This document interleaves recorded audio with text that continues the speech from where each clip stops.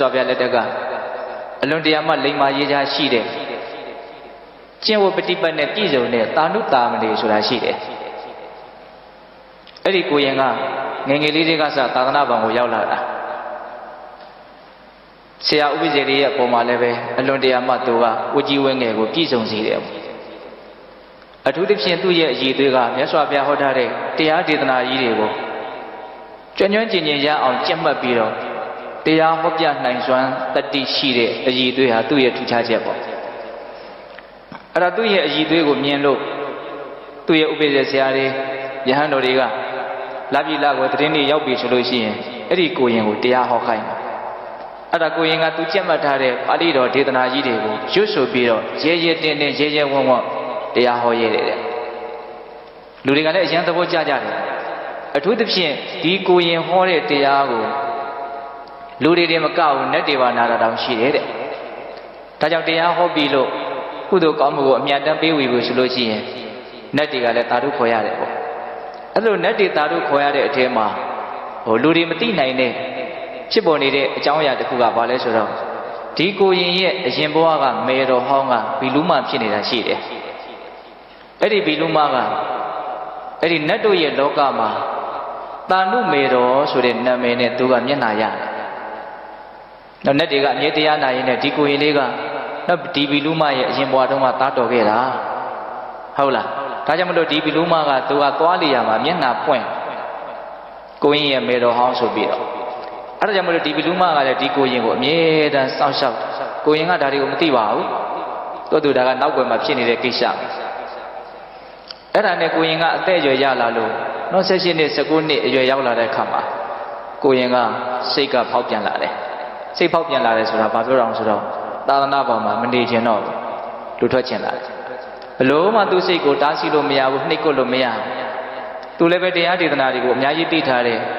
လူတယောက်ပဲသို့တော်လည်းပဲဒီလူထွက်ချင်တဲ့စိတ်ကိုသူဘလို့မှမနိုင်ဘူးအဲ့ဒါနဲ့သူအိမ်ပြန်သွားတယ်အိမ်ရောက်ပြီဆိုတော့ခေါင်းကြီးငိုက်ဆိုင်ချပြီးတော့မေကကိုရင်ဘာဖြစ်လို့လာတာတော့ခါတိုင်းလာလို့ရှိရင်ကိုရင်ရဲ့နောက်မှာယဟန်နေရောကိုရင်နေရောအများကြီးပါတယ်ဒီကနေ့တော့အိမ်ကိုလာတာတပါးတည်းပါလားဘာဖြစ်လို့လာတာတော့အဲ့တော့ကိုရင်ကလည်းမပြောမဖြစ်မတိမမြည်မေတော်ကြီးငါတော့သာသနာပေါ်မှာမပြောတော့ဘူးဒါကြောင့်ငါအတွက်အိမ်ကြီးနဲ့ပစိုးတာယူခဲ့တော့ငါလူထွက်တော့မယ်အဲ့ဒါလိုလည်းပြောလိုက်ရောမေတော်ကြီးကဘလို့မှမျောလင့်ထားတဲ့စကားမဟုတ်တဲ့အတွက်ကြောင့်အယံအံ့ဩသွားတယ်ကိုရင်ဘာဖြစ်လို့လူထွက်ချင်တာလူမထွက်ပါနဲ့လူဘဝဆိုတာလွယ်တာမဟုတ်အမျိုးမျိုးကိုရင်ကိုနားချတယ်ဘလို့မှကိုရင်ကနားချလို့မရအဲ့ဒါနဲ့မေတော်ကြီးကကိုင်းဒီလောက်တောင်လူထွက်ချင်နေတယ်ဆိုရင်လည်းပဲမတက်နိုင်ဘူးဒါပေမဲ့ကိုရင်ယာကုကလေးတော့တောက်လိုက်ပါဦး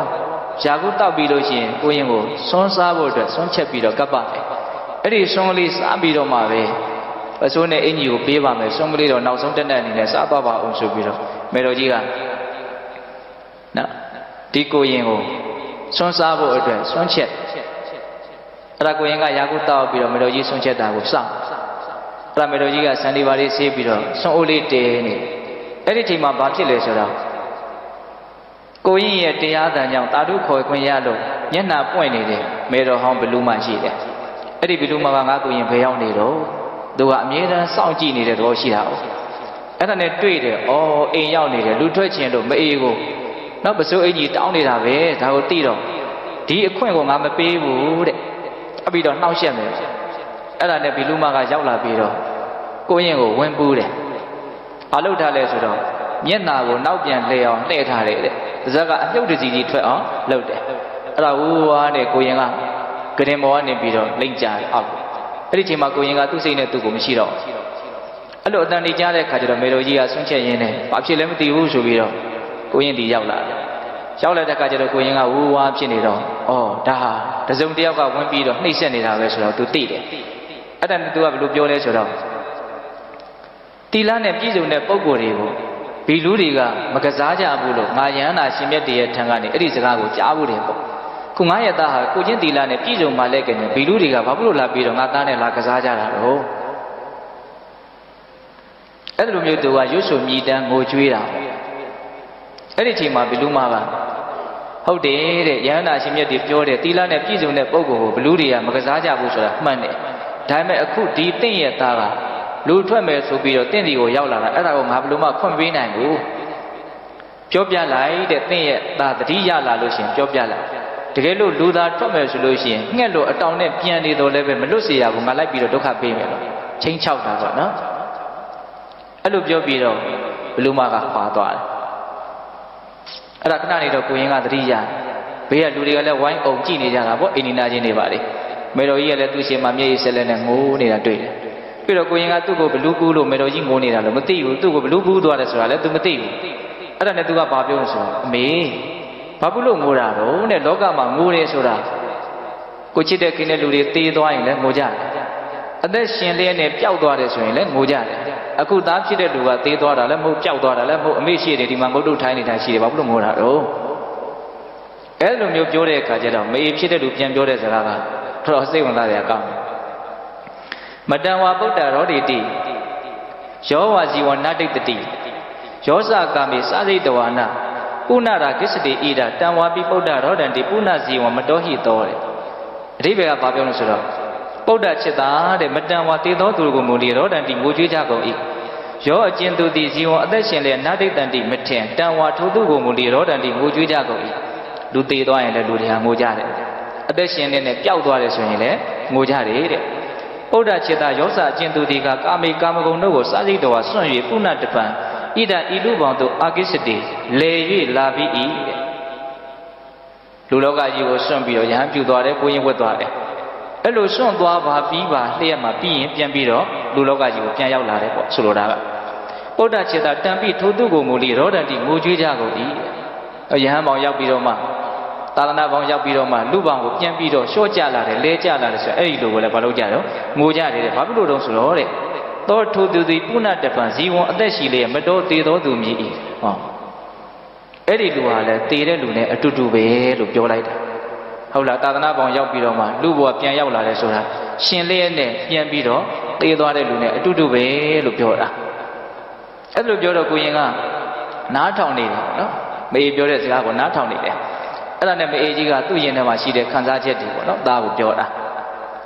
ာကုက္ကုလဥပဒောတာတကုက္ကုလပတိတုမိတ်စတိတာတจิตသားတာနေတွန်တွန်จิตသားသည်ကုက္ကုလပြာဘူးမှဥပဒောထုဆောင်အပြီးသည်ဖြစ်လေကုက္ကုလပြာဘူးတို့ပတိတုံကြာခြင်းကအိစတိအလိုရှိပြန်ပြီး၏ဟောပြာဘူးတွေကနေထွက်သွားပြီးတော့ပြာဘူးတွေကိုဘာလို့ပြန်ပြီးတော့ဆင်းကျင်ရတာတော့လို့ပြောတာနောက်လူလောကဆိုတာပြာဘူးတော်ကြီးလို့ပြောလိုက်တဲ့သဘောပါပဲဟုတ်လားတာတจิตသားတာမီတွန်တင်သည်နရကငရဲပြည်မှာဥပဒောထုဆောင်အပြီးသည်ဖြစ်လေနရကငရဲပြည်တို့ပတိတုံကြာခြင်းကအိစတိအလိုရှိပြန်ပြီး၏ဟောလူဘဝကိုဗာနဲ့ပါနေဥမာပေးတာငရဲပြည်လို့ဥမာပေးတာနော်ဟုတ်လားငရဲပြည်ကနေလွတ်ပြီးတော့မှငရဲပြည်ကိုပြန်ရောက်လာတဲ့လူလိုပဲလို့သူကအဲ့လိုပြောတာနော်ပြာဘူးတွေကလွတ်ပြီးတော့ပြာဘူးတွေကိုပြန်ရောက်လာတယ်ငရဲပြည်ကလွတ်ပြီးတော့ငရဲပြည်ကိုပြန်ရောက်လာတယ်ဒါကြောင့်မို့လို့တင့်ရဲ့အနေအထားဟာငိုစရာကောင်းတဲ့အနေအထားဖြစ်တယ်ဆိုတာကိုသူကထင်ရှားအောင်ပြောတာအဘိဓါဝထရှေ့သို့သာပြေးသွားကြပါကုန်တော့တေတေချစ်သားတို့ဟာဗတ္တံကောင်းခြင်းသည်ဟောတုဖြစ်ပါစေဟောအဓိပ္ပာယ်ဘာပြောတာလဲနောက်မဆုံးနဲ့နောက်မလှည့်နဲ့နောက်ပြန်မလှည့်ခဲ့နဲ့ရှေ့ကိုလာသွားရှေ့ကိုသွားဆိုတာသူကကောင်းတဲ့အလုပ်တွေမှာထွန်းပေါက်အောင်လို့ပြောတာလူထွက်ရှင်တယ်ဆိုတာဘာတော့နောက်ပြန်လှည့်တယ်ဆိုတဲ့အဓိပ္ပာယ်ကိုပြောတာနော်ဘိဓါဝထရှေ့သို့သာပြေးသွားကြကုန်တော့တေသင်ချစ်သားတို့ဟာဗတ္တံကောင်းခြင်းသည်ဟောတုဖြစ်ပါစေကတ္တအဘေသူအားဥစ္စာပယမတိတိတိကြရပါကောအနေငါပစုကိုဘယ်လိုများပြောပြပါမလို့တဲ့မေဖြစ်တဲ့လူကကျန်အားမရပြောနေတဲ့စကားပေါ့နော်အာဒိဋ္ဌရေရဲဝန်းဝပဂတိမီးလောင်ရမှာနိဟတံထုတ်ဆောင်အပြည့်သောဗန္တံဥစ္စာတို့ဖြစ်လေပုဏ္ဏတပံ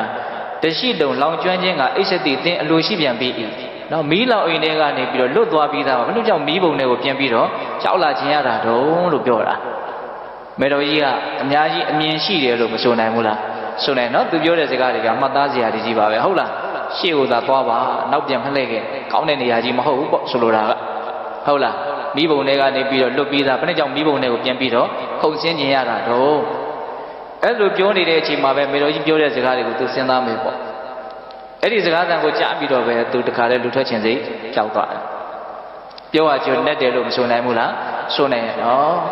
အဲ့ဒါနဲ့ကိုရင်ဖြစ်တဲ့လူကမေတော်ကြီးတဲ့သူလူထွက်ခြင်းတဲ့စိတ်မရှိတော့ဘူး